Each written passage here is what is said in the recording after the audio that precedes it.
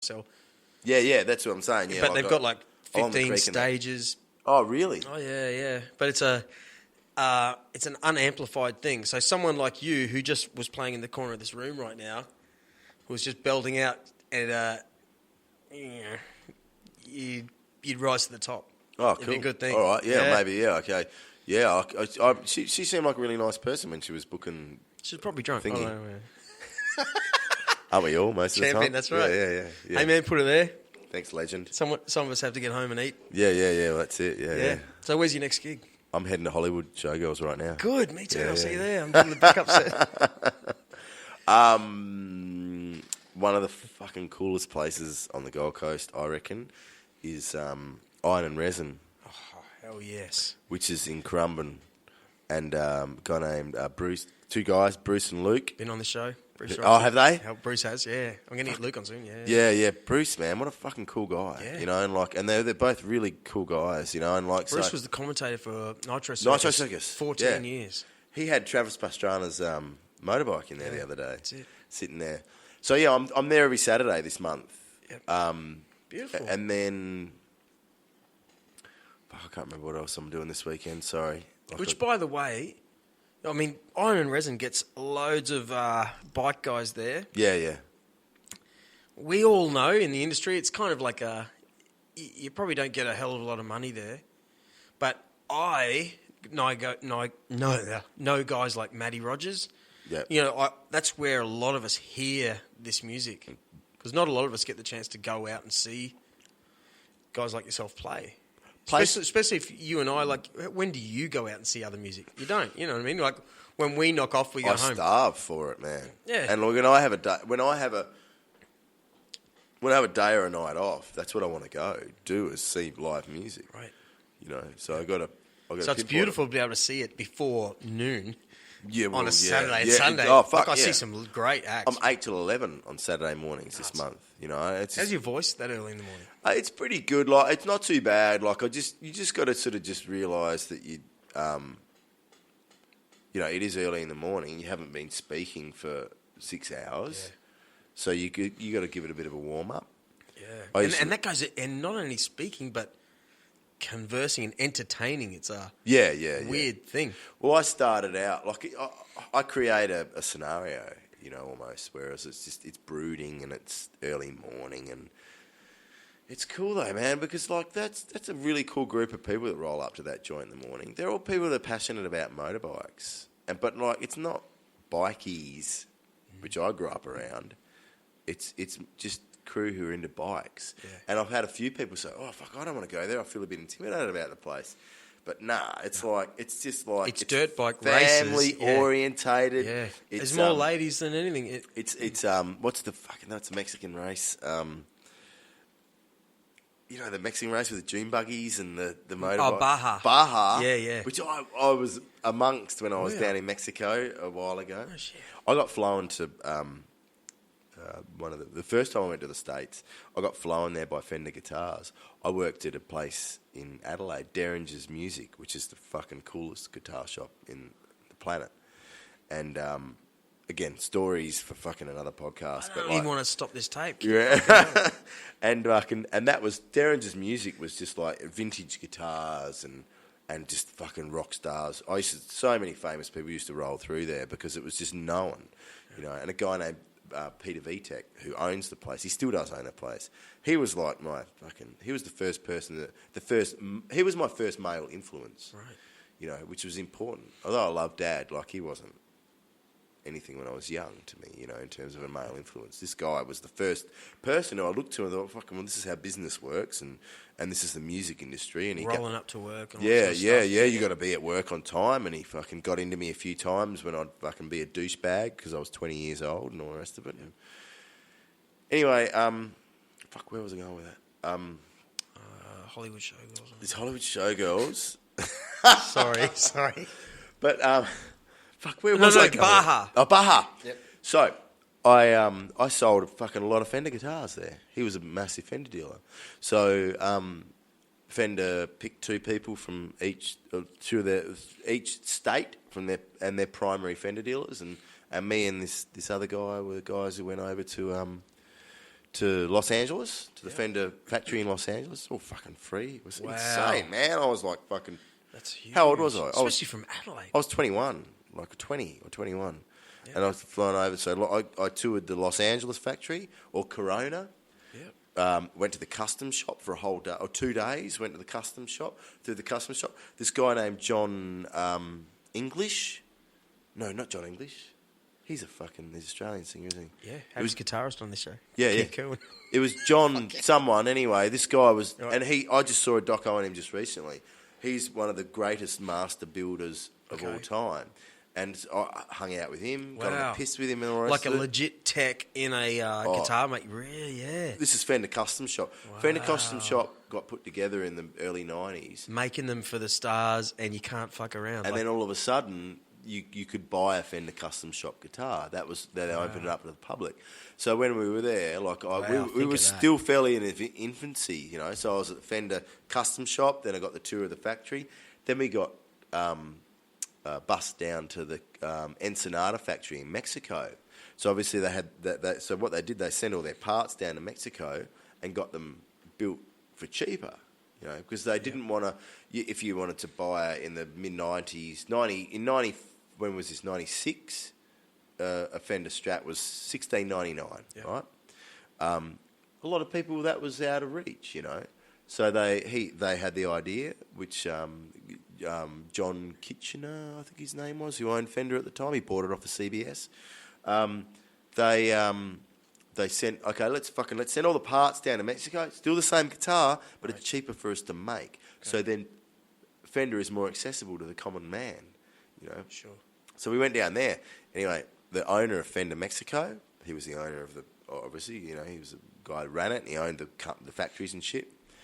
We went out to dinner with the owner of Fender Australia and all the rest of it. And anyway, went out, mariachi band, Mexican food, all the rest of it.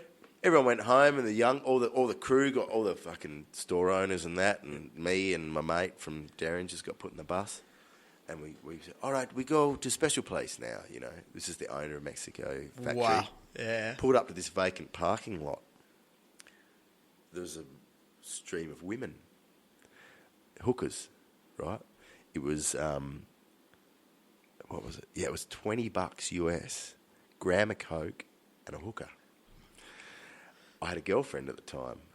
Has dumbass with his fucking girlfriend at the time, but all the married dudes fucking whoop off the bus, got me.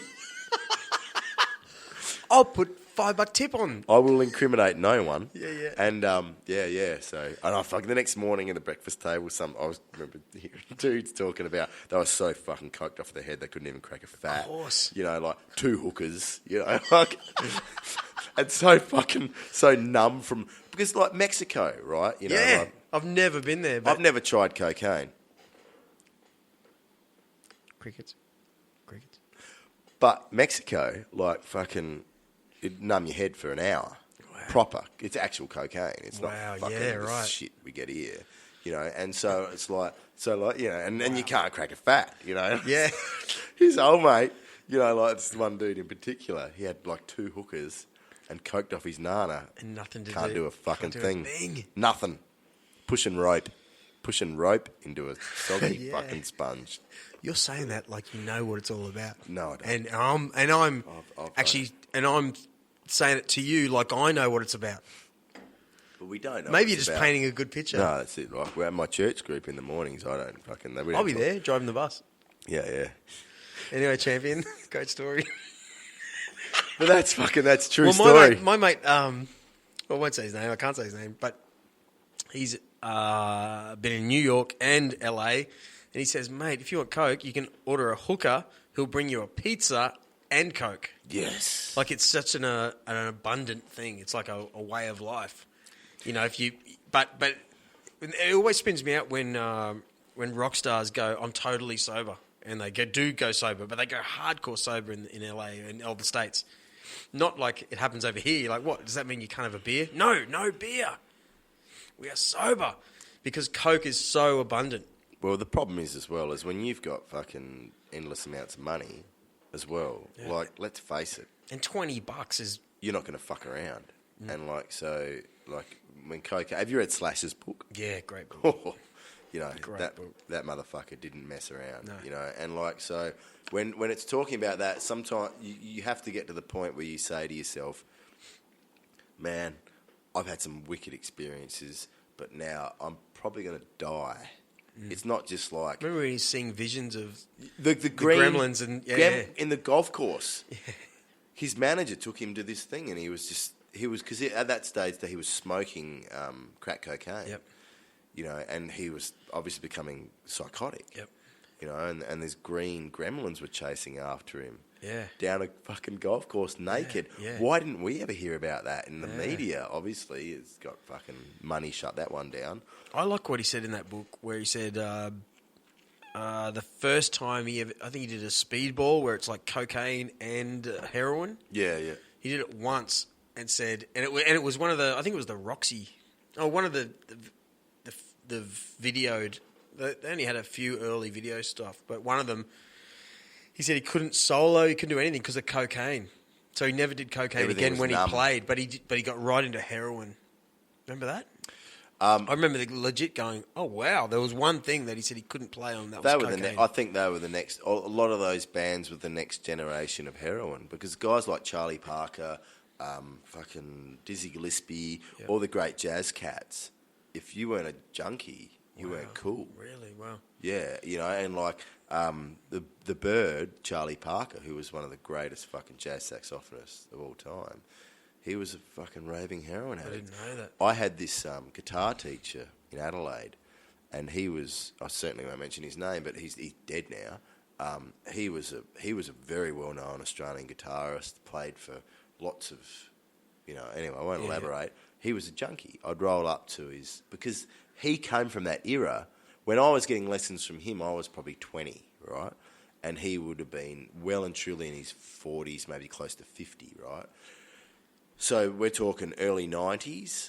So when he was 30, you know, it's like 30s, we're talking 60s, 70s, when heroin was They're just like, discovering it. They didn't know it was bad. That was the fucking hip drug. Yeah. You know, and as a jazz muso, and he was a jazz motherfucker. He was proper.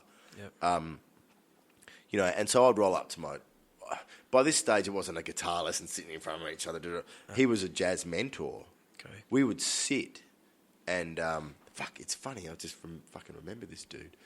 We would sit, and his dealer would roll up, and he'd go, "Just excuse me for a minute," and he'd go out the back, you know. And he'd lived in this fucking cool little unit I used to walk there from my place that I rented with the place we called the House of Horrors, which Dave Small was a massive part of.